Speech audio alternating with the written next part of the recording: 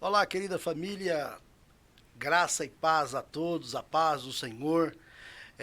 Mais uma vez reunidos aqui no nosso podcast EcufiCast, para trazer a você aqui mensagens, entrevistas, entretenimento, conhecimento bíblico, assuntos tanto do âmbito cristão quanto também da questão secular. Sabemos que nós não conseguimos também dividir essa vida, pois nós temos uma vida só no Senhor. E se nós temos essa vida, é para louvar e bendizer o nome santo do Senhor Jesus Cristo. Você pode estar se inscrevendo no nosso canal, pode estar compartilhando e tocando o sininho para participar e enviar para outras pessoas. Hoje o tema é um tema muito sugestivo, até porque daqui a 2 dias começa aí a festa mundial, né, que é o maior esporte de todos os tempos, que é a Copa do Mundo. E nós não poderíamos deixar de passar esse dia aqui da nossa programação de não tratar desse assunto tão importante que é os desafios do atleta, né, ou o desafio dos atletas, né? E aqui na minha frente está aqui o Jackson, o meu amigo, o meu filhão, né, que vi crescer, e graças a Deus, Deus preparou a oportunidade de nós estarmos hoje aqui, nessa sexta-feira, para falar a você, para contar um pouco da experiência do nosso grande amigo e irmão Jackson. Ele vai se apresentar aí e o papo hoje vai ser papo bacana, vai ser um pouquinho de resenha também, que eu sei que ele gosta de resenha, né? Jackson, se cumprimenta aí nossos irmãos que estão acompanhando aí, a família que vai estar interagindo conosco, aí se apresenta, fala quem é o Jackson, para nós darmos sequência aqui na nossa programação. Olá, meu amigo, boa noite, prazer imenso em revê-lo, né? Ok. E a todos os amigos que estão em casa aí acompanhando Sim, esse podcast, sim. falar um pouco aí, né, sobre o esporte, o futebol, a Copa Sim, do Mundo que está sim. iniciando essa grande festa mundial do esporte, né? Uhum, É um prazer imenso, né, estar aqui uhum. com vocês. Meu nome é Jackson, né, para os Uhum, amigos, profissionalmente conhecido como Alexandre Santana. uhum, Sou preparador físico, tenho 39 anos, atuo no futebol há 7 anos, né, uhum. como nesse cargo. E no futebol no todo já tenho já um pouquinho aí, uns 20 anos aí, 20 como anos. atleta também. O tempo passa rápido, né, Jackson? E como passa rápido, hein? A sua formação, educador físico, né? Sou formado em Educação Física, né, bacharel em Educação Física, Sim. pós-graduado em Treinamento Desportivo e terminando agora a pós-graduação em Fisiologia do Exercício. Legal, legal. Então tá aí o Jackson dando a apresentação dele aqui e com certeza vai ser um tempo que nós estaremos juntos aqui de muita relevância. Deus estará de todas as formas também falando ao seu coração. Jackson, ainda dentro do contexto de igreja, claro que toda denominação, tudo precisa ser respeitado, né? Mas o atletismo ele veio do contexto lá de trás, né? Na Grécia Antiga, tal, e o próprio texto, alguns textos bíblicos, né? Fala algumas coisas sobre a forma de atletismo. Claro que hoje o futebol é o que predomina, né? Mas lá atrás muita gente já militava, muita gente já tinha lá suas competições. Eu, para não deixar passar, pois nós estamos aqui na ICUF. A ICUF é uma igreja cristã urbana funcional que está em todos os lugares aonde você precisar de um apoio ministerial. Nós estamos juntos para estar somando força na área de evangelização. Então não podemos deixar de deixar alguns versículos, tá? Você pode ler o capítulo inteiro, mas eu vou deixar alguns versículos bíblicos, tá? Para você estar estudando, meditando, e não se esqueça da hermenêutica, tá? Que é a interpretação do texto, e faz aí a exegese também, apura direitinho sobre o texto e faz os estudos, porque às vezes a pessoa fala, não, tal coisa é errado, tal esporte é pecado, tal. Então, pecado é errar o alvo. Então, tudo que você faz que não é da vontade de Deus, aí sim é pecado. Porém, o texto de Coríntios fala o seguinte: se comamos, se bebamos, façamos tudo para a glória de Deus. Então, Atos capítulo 20, versículo 24, fala assim, o Lucas, escrevendo Atos, ele diz o seguinte: mas em nada tenho a minha vida por preciosa, contando que cumpra com alegria a minha carreira, né? E o ministério que recebi do Senhor Jesus para dar testemunho do evangelho da graça de Deus. Ponto, esse é um ponto. Gálatas também, Gálatas capítulo 2, versículo 2, diz o seguinte: soube por uma revelação e lhes expus o evangelho que prego entre os gentios e particularmente aos que estavam em estima, para quê? Para que de maneira alguma não corresse ou tivesse corrido em vão. Corrida.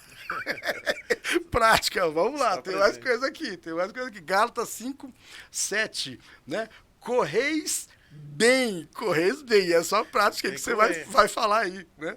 Correis bem.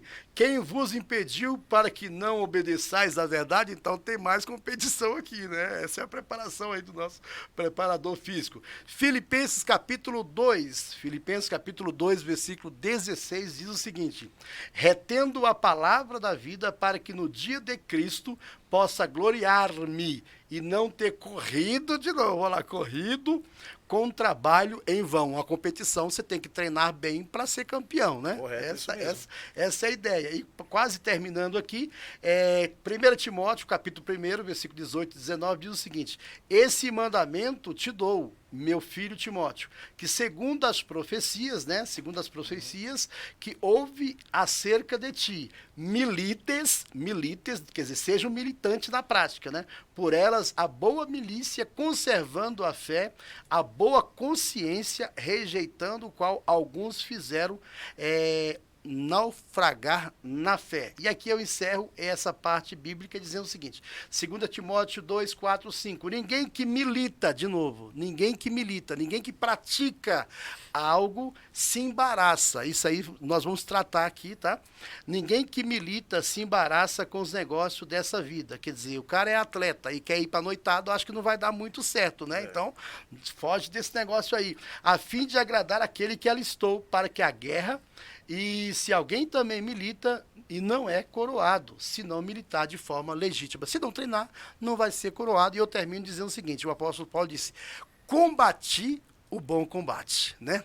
Combati o bom combate, acabei a carreira. Então, assim, a nossa vida é essa a ideia. Nós estamos combatendo e não terminamos a carreira ainda e não podemos guardar a fé porque estamos na peleja. Então, tudo que nós precisamos fazer tem que ter base bíblica. E agora vem aqui o bate-papo com o nosso amigo Jackson, irmão em Cristo Jesus, falando aí das suas experiências. Jackson, quanto tempo, qual é a sua experiência, o que você tem a passar para os nossos ouvintes, nossos internautas aqui, sobre um pouquinho da sua história, porque às vezes vai ter uma garotada que vai assistir esse programa, né? Quando vê essa paixão pelo futebol, quando você falou assim, meu, é agora, porque eu via você correndo para baixo e para cima quando você era menor, né? Correndo, praticando esporte e tal. Quando foi que essa paixão do esporte atingiu o seu coração e você disse, é isso que eu quero para minha vida?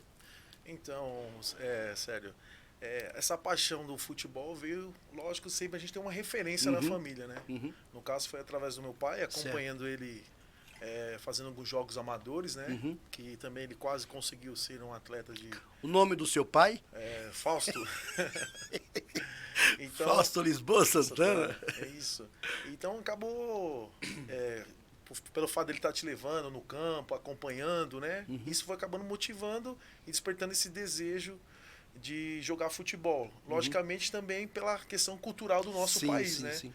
Que todo menino pobre, a maior vamos dizer, facilidade, né, para se divertir seria uma bola. E uma bola você pode fazer de meia, de papel, e você acaba se divertindo, tendo 3, 4 ali junto ali, e você consegue brincar, né? Certo. E aí começou a vir essa paixão, esse desejo de estar jogando futebol. E aí quando antigamente as escolas, né, promoviam bastante a prática do esporte, né? A interclasse, né? Interclasse, você tinha educação física, que o semestre era dividido por modalidades esportivas, desde o atletismo até o basquetebol, e você acaba criando o hábito e o gosto em competir.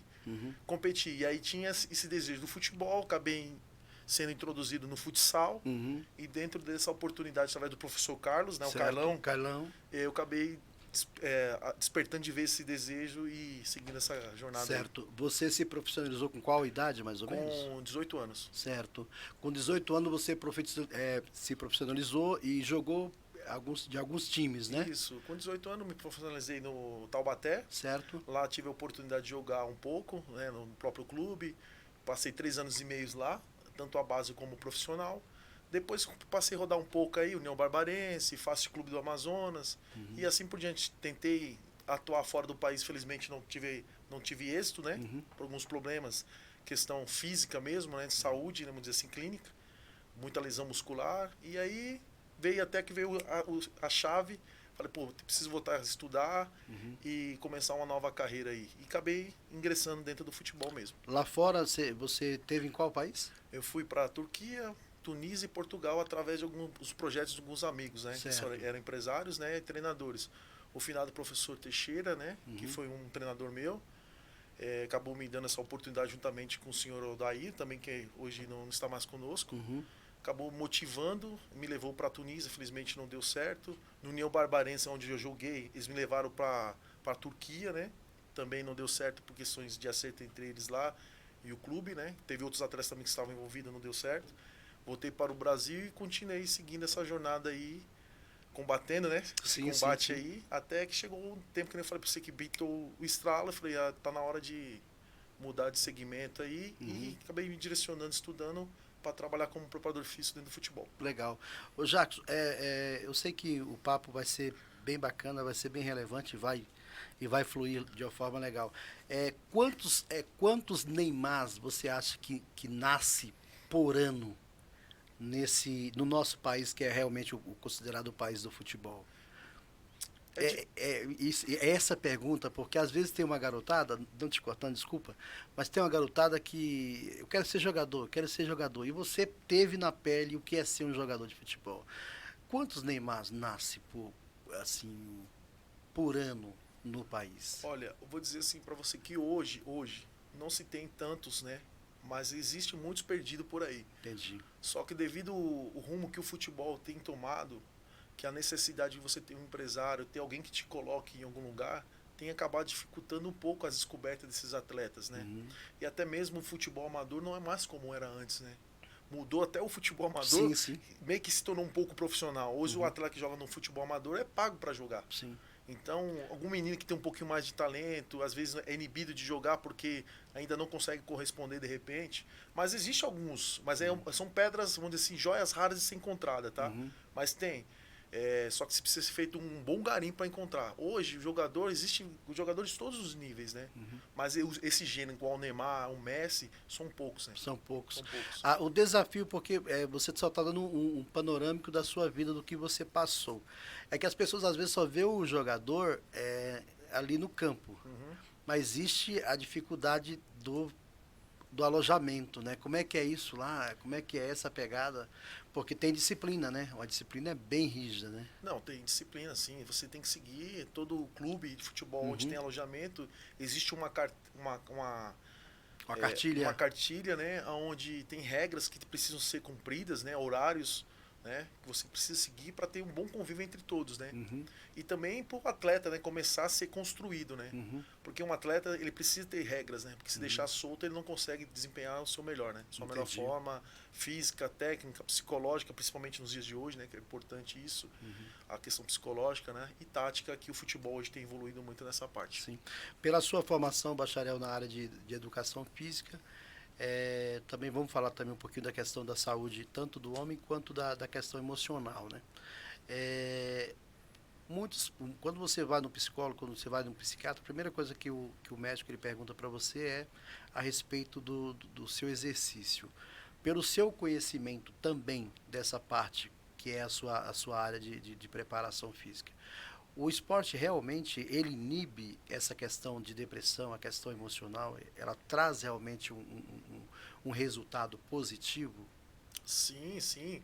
O esporte ele tem várias vamos assim, facetas, né, vamos dizer assim. Tem esse lado da questão física que você melhora, que vai te trazer respostas fisiológicas boas, né, para o organismo.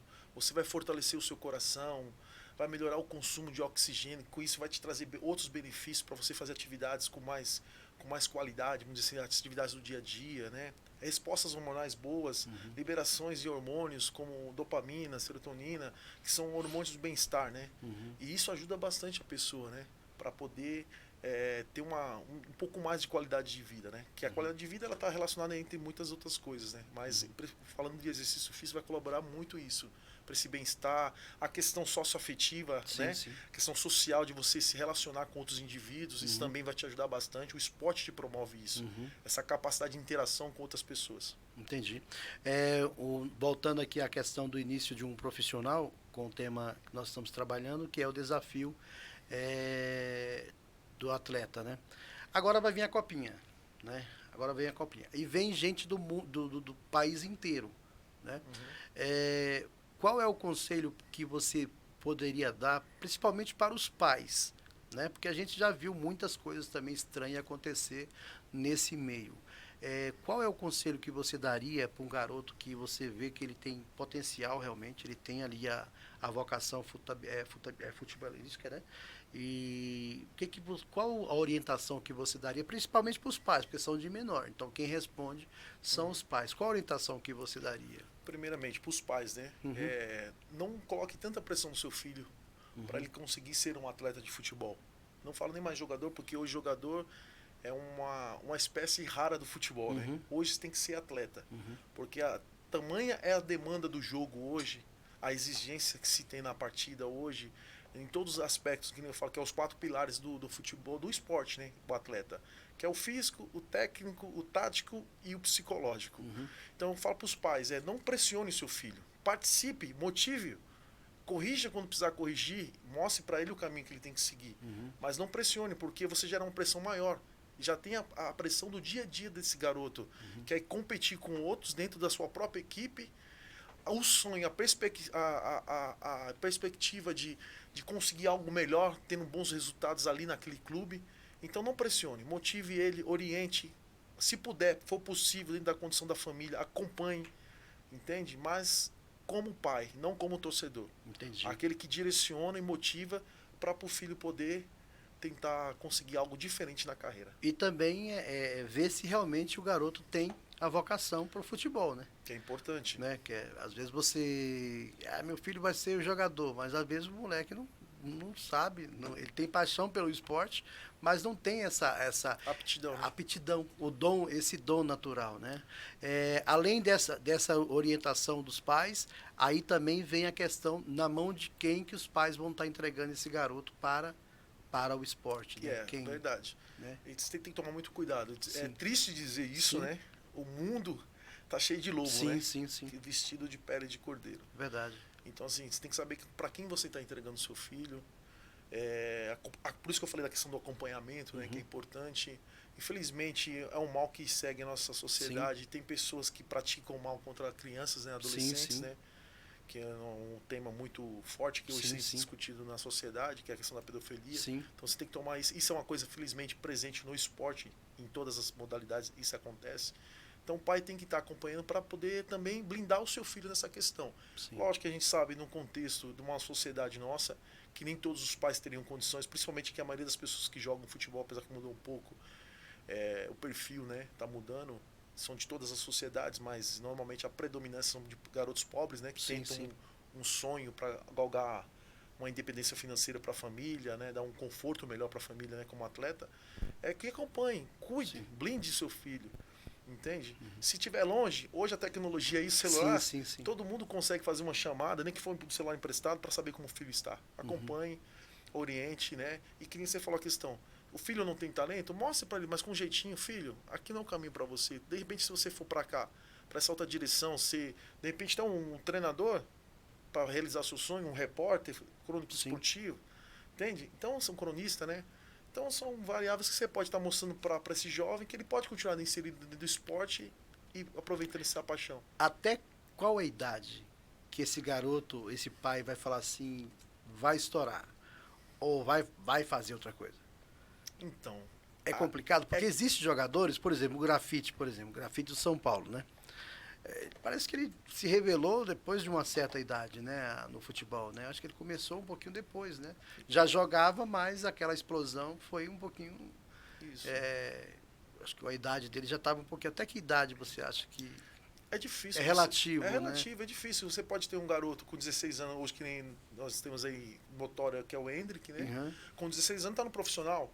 Sim. E tem outros que vai aparecer pro futebol aí com 25, 26 anos. Só que enquanto isso ele vai estar rodando dentro do cenário nacional, desconhecido, até que tenha uma oportunidade de despontar num campeonato com mais visibilidade, um estadual mais forte, como um campeonato paulista, ou de repente até um estadual de outros estados aí, como Rio de Janeiro, Santa Catarina, Rio Grande do Sul, e aí consegue ser campeão dentro de um time pequeno e ter uma projeção para um time grande e jogar um campeonato nacional, um brasileiro da Série B, Série A, uma Série C e despontar. Então depende muito, é difícil você descravar qual a idade. Acredito que bom senso. Sim. Você vê que as coisas não estão dando certo, de repente por falta de oportunidade, questões clínicas, né? O atleta se machuca muito. Você ter esse time e entender que é preciso você criar uma nova trajetória, né? É difícil você falar isso. Quais os clubes que você passou já como preparador físico e até que ponto você chegou? Quantas conquistas você teve? Ou quase teve? Pode relatar para nós? Dentro do trabalho no futebol profissional, posso dizer que são 4 anos e meio, né? Sim. Dentro do futebol profissional mesmo, de fato. Tirando esse 1,5 da base, né? Que eu trabalhei. Já tive a oportunidade de trabalhar pela equipe do Nacional aqui de São Paulo, na Barra Funda ali, né? Onde foi que me iniciou a minha carreira, né? Como preparador físico na base e no profissional. No primeiro ano no profissional lá, tive a oportunidade e o privilégio de ser campeão e o acesso com a equipe para a segunda divisão do Campeonato Paulista. De lá, fui disputar um campeonato da Série D do Brasileiro pelo Novo Operário. Chegamos até as quartas de finais ali. Operário do interior? Mato Grosso do Sul, Novo Operário. Lá retornei para o Nacional, onde conheci um treinador, né, o professor Jorginho, né, que trabalhou na Portuguesa, Palmeiras, Bahia. Ele me convidou para estar fazendo parte da equipe dele de trabalho. Aí fomos trabalhar no Figueirense, lá onde fiz a Série B e a Série C do Campeonato Brasileiro, né? Na Série B, infelizmente, não conseguimos tirar o time da situação complicada que estava naquele momento, por 3 pontos e outras coisas que aconteceram mais, né? Que é coisas do futebol. Sim. E fui campeão lá também da Copa Santa Catarina, né? Lá pelo Figueirense, tive esse privilégio de, ainda no ano de centenário, que é um ano difícil, né? Que o clube estava passando em questões financeiras, de reestruturação. Conseguimos essa glória aí de ser campeão lá e colaborar de alguma forma para a história do clube. Aí saí de lá, trabalhei também no Juventus de Jaraguá, né? Onde chegamos numa semifinal do Campeonato Catarinense, que foi onde abriu a porta para ir para o Figueirense. E Marcílio Dias, que foi o último clube que eu estive lá em Santa Catarina. E agora estou num projeto que um amigo convidou, do Suzano, em Suzano, né? Que é o União Suzano, para preparar um time para a Copa São Paulo, né? Onde eu estou desenvolvendo um papel de preparador físico e auxiliar técnico. Ô Jacques, eu acredito que até mesmo o pessoal, até mesmo a senhora, o senhor fica em casa e eles perguntam assim, como é que os jogadores conseguem, às vezes termina os 90 minutos, né? Termina ali os 90 minutos, aí tem mais prorrogação, depois tem mais pênalti. Como é que essa galera consegue essa proeza, tanto físico e o mental, né? Como é que essa galera... É essa a sua parte? Então, na verdade, sim, o trabalho no esporte ele é um trabalho multidisciplinar, né? Existem muitos profissionais envolvidos para dar todo esse suporte, respaldo, para que o atleta possa se desenvolver e atuar da melhor forma possível dentro de uma partida de futebol ou de qualquer outra modalidade esportiva, tá? Essa pode ser tanto olímpica ou de outro esporte coletivo também, né? Então, assim, tem, como eu falei, a base, né? Então, você tem um psicólogo que ajuda, sempre está conversando com o atleta. Tem o trabalho também da própria comissão técnica, tem os outros profissionais que são fisiologistas, nutricionista, preparador físico, que é o educador físico, no caso, né? Que acaba também sendo o cara que está do fisiologista, porque normalmente esse cara também ele atua na área, né, da educação física. O próprio médico, né, que dá todo o respaldo, fisioterapeuta. Então existe um conjunto aí de pessoas, né, uma equipe que trabalha para dar esse suporte para o atleta suportar isso, né? Questões nutricionais, tem estratégias na hora da partida que você suplementa o atleta para ele poder ter um pouco mais de energia até o final dessa partida, nos intervalos. Que esse alimento não complica ele depois do futebol, da partida, né? Não, são suplementos que ajudam a melhorar a performance, dá um pouco mais de energia, até auxilia na recuperação pós-jogo, né? Ainda mais esse calendário maluco que é o futebol brasileiro, né? que é onde o time que consegue ter êxito na temporada chega a jogar em torno de 80, 90 partidas aí no ano, né? A questão familiar, para ver a família, é muito difícil às vezes. Né? Difícil, né? Tudo depende do nível que você está, né? Sim. Quando você passa a ser um atleta, você tem que abdicar de algumas coisas da vida, né? É a renúncia, né? É a renúncia. Você acaba perdendo alguns momentos importantes da família, amigos, né? Essa questão social, né? Você acaba perdendo um pouco. É porque é uma carreira um pouco curta, é bem curta a carreira, então você tem que avançar realmente para depois conseguir uma independência financeira e usufruir usufruir dessa vida do que você conquistou. Alguns têm êxito, outros não, porque todo mundo vê aquela coisa bonita que vê na televisão, né? Não é, felizmente... É triste dizer isso, né? Nem todos os atletas no futebol brasileiro ganham bem, né? Sim. 80% aí ganha muito mal, em torno de um salário mínimo aí. Sim. Aí para sobreviver, né? E um percentual aí vai ganhar entre um salário mínimo até 10 salário mínimo, aí vai ser em torno de uns 10%. Aí começa a diminuir mais da margem até chegar vamos dizer assim, os abençoados, né? No nível maior, que conseguem bater casa aí de 50, 100 mil, 200 mil, 300 mil por mês, né? São poucos, né? Essa ideia de alguns clubes está se tornando empresa. Isso vai ser benéfico? Como é que você vê isso? Eu vejo assim... Botafogo se tornou... Acho que Vasco também, né? Parece que o Vasco também. Que na verdade é a SAF, né? Sim. Que eles falam SAF, que o clube consegue, através de alguns acordos judiciais, né? Fazer o clube se tornar uma empresa e ter ações, né, para vender, e com isso você ganha um tempo para poder negociar suas dívidas e trabalhando, né, regularizar a sua situação, vamos dizer assim. Sim, porque eu entrei nesse assunto até mesmo para o profissional. Isso. Que talvez dá até uma melhorada no salário, né? Porque você que é garoto aí que está querendo, não só garoto, mas garota também, né? Porque o futebol feminino tem crescido muito, né? Tem crescido muito. Você que quer ser jogador de futebol, 80% da galera aí que ganha um salário não tão relevante, né? Então é importante falar isso. Com essa questão de se tornar empresa, o jogador, ele vai ter essa melhoria salarial, porque eu acho que também o Bragantino se tornou empresa, né? O Red Bull, né? Isso. Então, o que acontece, assim, é bom, porque os clubes vão começar a se modernizar, mas tudo passa do principal princípio. Não adianta se tornar SAF e não ter uma boa gestão. Entendi. Qualquer empresa, você tem que ter uma boa gestão. Não importa se é futebol, do que ramo que você siga. Tem que ter uma boa gestão, saber o que você pode lucrar, o que você pode gastar, e com isso você ir conduzindo seus recursos para poder a empresa se desenvolver. Às vezes o problema do futebol, como o resultado é tudo imediato, os caras acabam colocando um pouco assim o cavalo, a carroça na frente dos burros, né? Ou dos cavalos, como queiram. E aí acaba se atrapalhando a parte econômica dos clubes, né? Então o clube brasileiro hoje tem sofrido muito com isso. E a SAF vem como um recurso para poder tentar alinhar isso.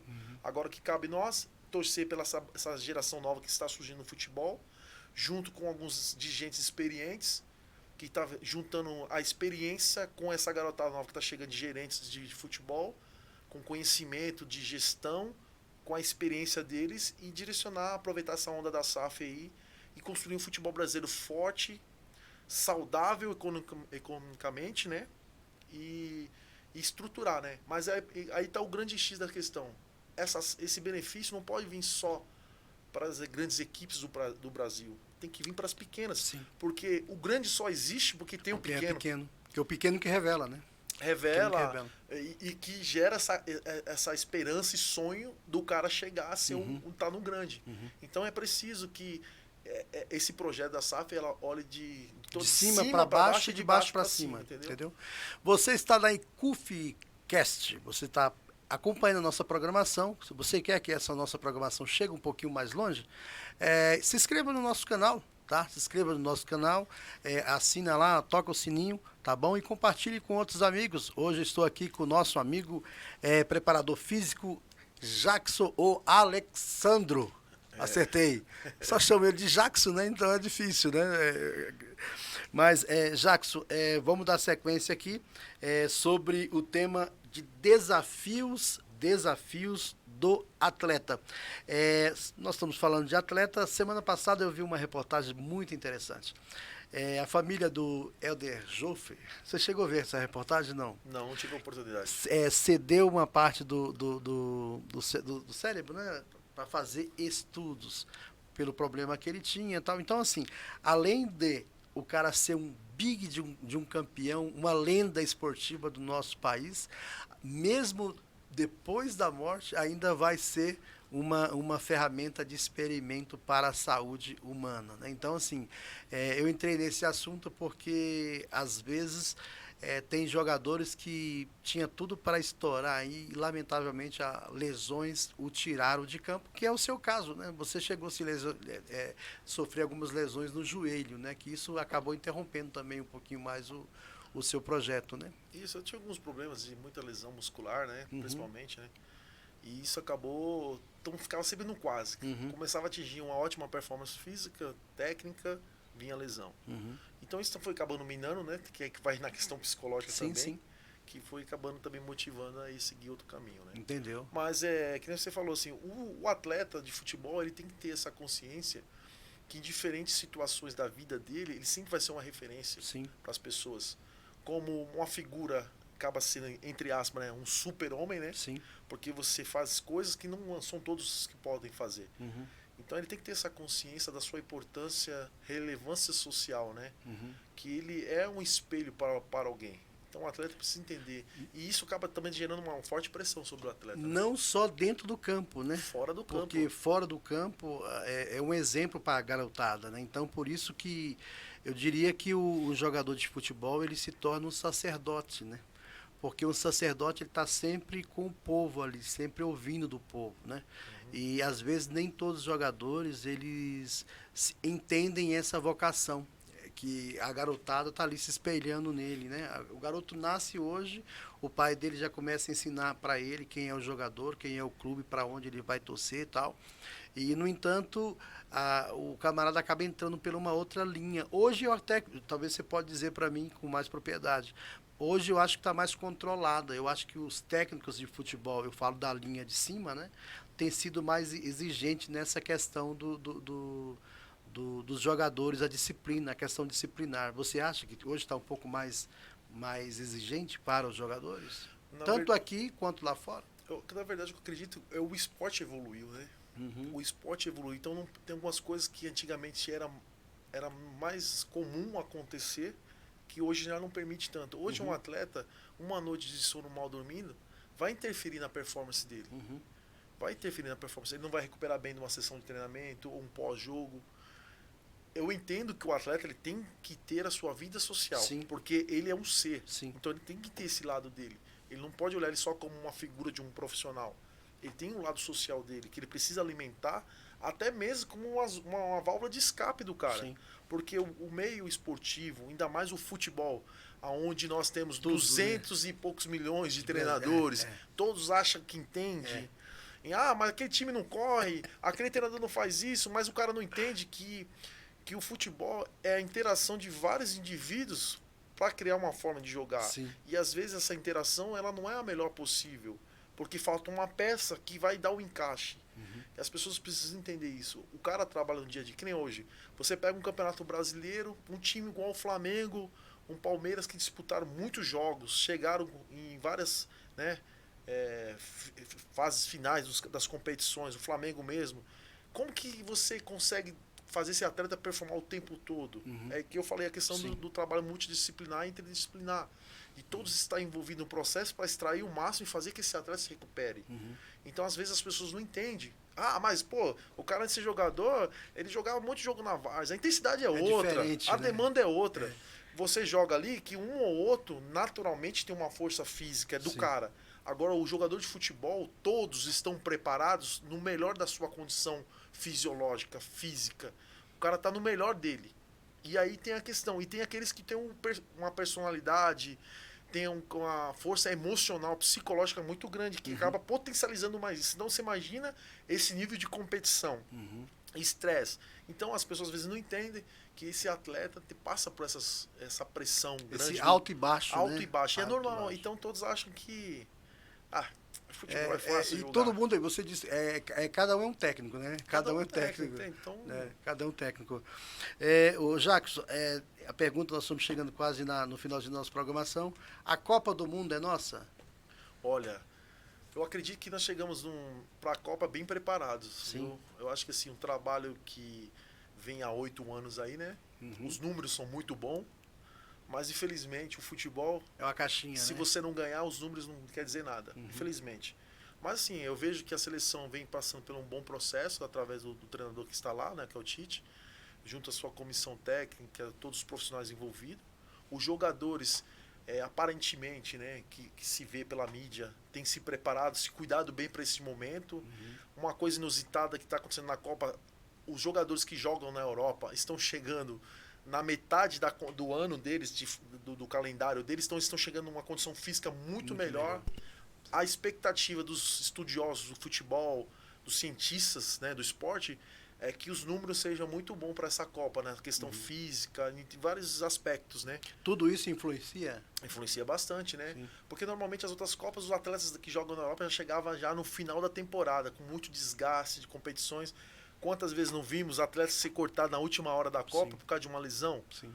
Ou, de repente, naquela fase preparatória para a Copa, o cara se machucou e ficou fora de uma Copa. Você que conhece bem esse mercado, essa linha de futebol, principalmente nessa preparação da Copa, o Brasil não tem uma galera boa de bola que poderia participar?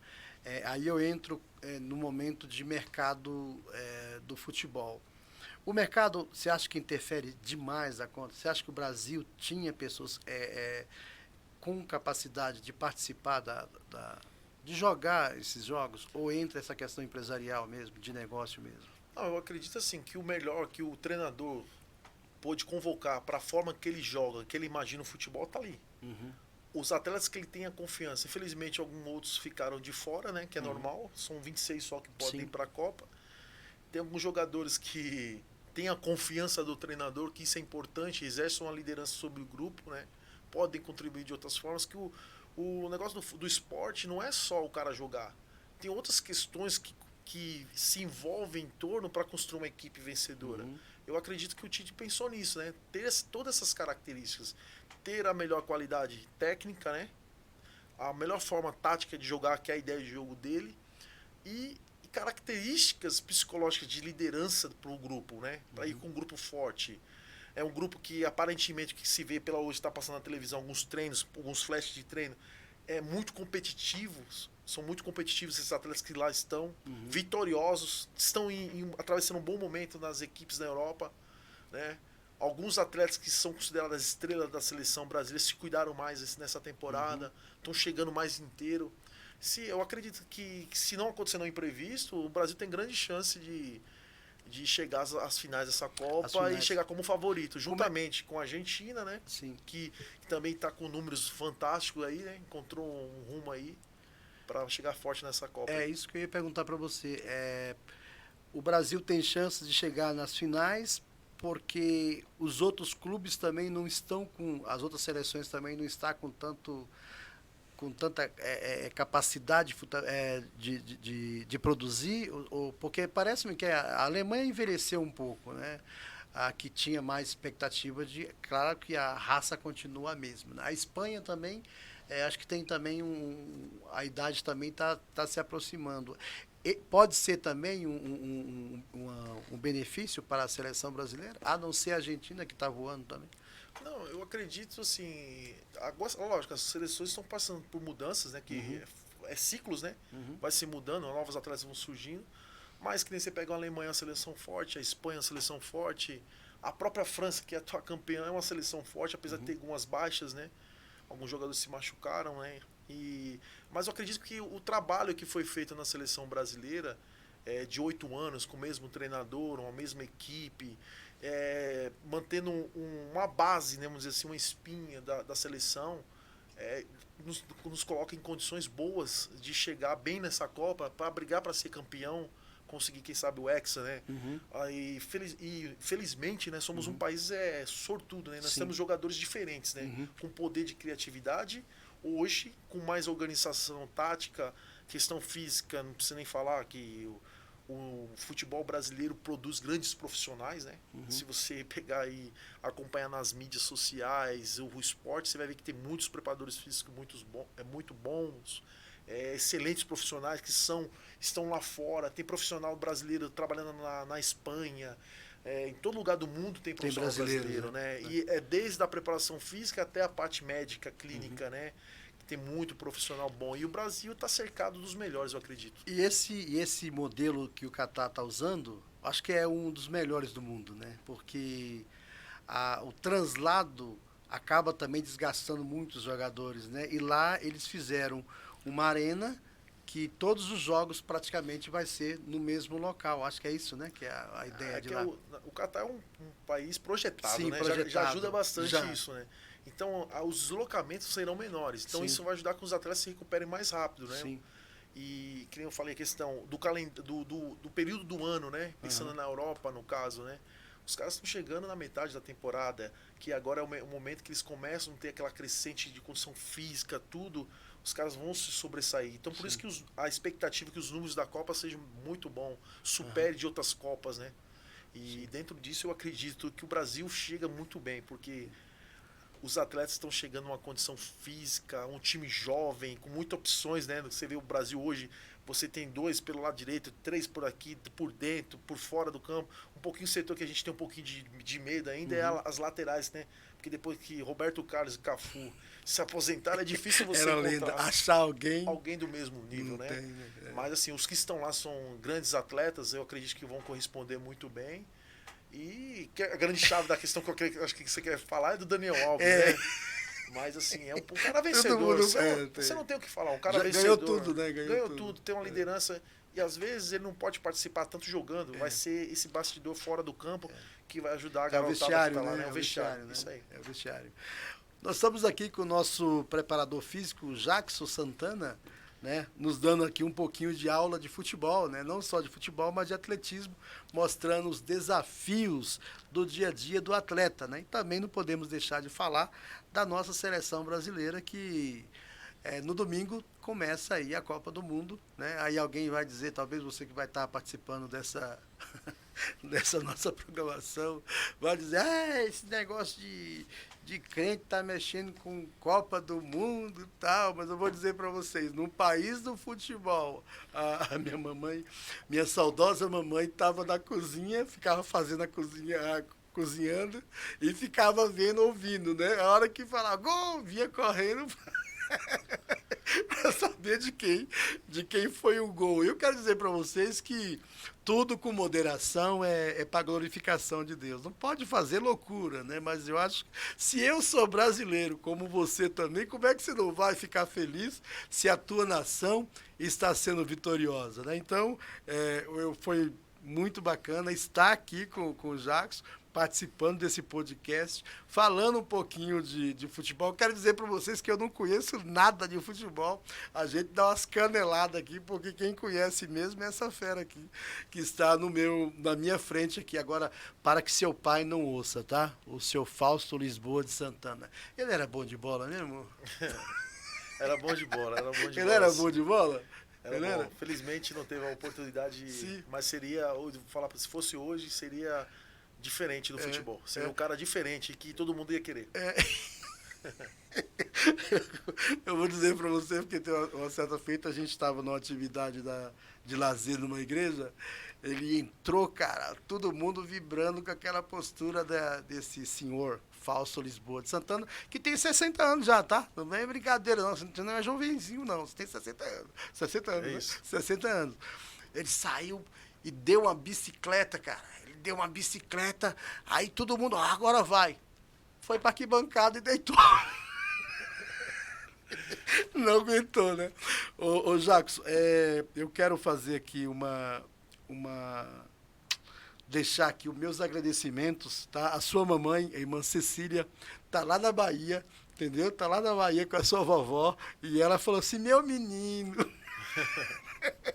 Um menininho de 40 anos. 40 anos você está hoje, né? Vou fazer 40 Vai anos. fazer 40 anos, né? Com muita experiência. Deixa aí alguma experiência para o povo aí. Deixa eu falar para você, nesse contexto aí de muitos vestiários, muitos acampamentos, muitos concentrações. O pessoal da equipe dos Atletas de Cristo estava sempre por lá? As capelanias dos Atletas de Cristo? Então, isso é um movimento que já vem há alguns anos Muitos no futebol, anos, né? Uhum. E até mesmo pela característica do nosso país, sim, né? Sim, que é um país cristão, né? Uhum. E diferente de ser protestante ou não, sim, né? Sim. Tem-se, né? Eles fazem muita reunião falando que é uma coisa que eu acredito que ajude muito, né? Diferente de religião, ajuda bastante, né? Para poder trazer essa palavra de fé, de esperança, de superação para o dia a dia, né? Entendi. Eu quero deixar aqui, Jackson, antes de você dar as considerações finais, nós começamos com a palavra de Deus e jamais podemos tirar o foco que é as Escrituras, né? Nós deixamos um texto aqui sobre as questões daqueles que militam, não se embaraça com os negócios dessa vida. Nós trouxemos o texto bíblico e também fizemos alguns apontamentos sobre a questão do dia a dia, né? Para você que está começando uma carreira de atleta, seja qual for a modalidade, tá? Coloca Deus sempre em primeiro lugar, né?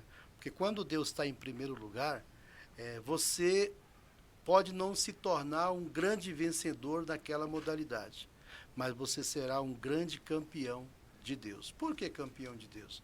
Porque nessa questão de militar, nessa questão de estar sempre militando, sobre os embaraços da vida, são aquilo que talvez você pensa que é legal. São coisas que você pensa que vai te trazer prazer, vai te trazer alegria, mas, porém, a duração é bem curta, tá?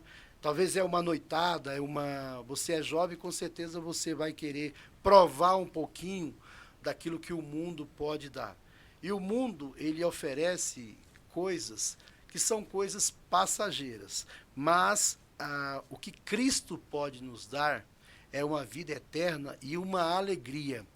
E às vezes as pessoas falam assim, eu vou ser religioso, vou ser crente, não quero saber desse negócio não, eu quero ser livre. Na verdade, quem é livre é quem tem Cristo. Mas como assim, pastor? Sim, porque a Bíblia nos fala bem claro que se porventura o Filho vos libertar, e isso está no Evangelho de João, capítulo 3, versículo 8, capítulo 8 do Evangelho de João, capítulo 8, versículo 36. Se porventura o Filho vos libertar, verdadeiramente sereis livres. Então, liberdade é somente em Cristo.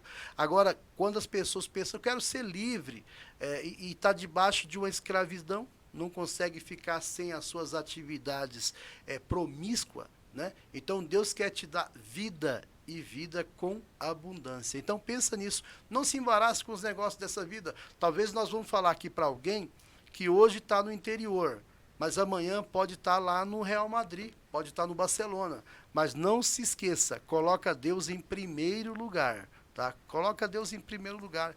E o texto fala que as demais coisas vos serão acrescentadas. Fica atento. Assim como nasceu qual é o nome do jogador do Palmeiras agora?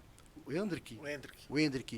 Já pode surgir mais Neymar, pode surgir mais fenômenos, não com essas características, mas pode ser superior ou um pouco mais, porque essas lendas são poucas que nascem, né? Mas eu quero dizer, acima de tudo, coloca Deus no centro da sua vida, coloca Cristo no centro da tua vida, e saiba de uma coisa, que tudo que você fizer vai prosperar no nome de Jesus. Fica atento aí, não se embarace com os negócios dessa vida, coloca Deus em primeiro lugar, confia no Senhor, que aquilo que é para acontecer na sua vida está escrito pelas mãos do nosso Senhor e Salvador Jesus Cristo. Amém?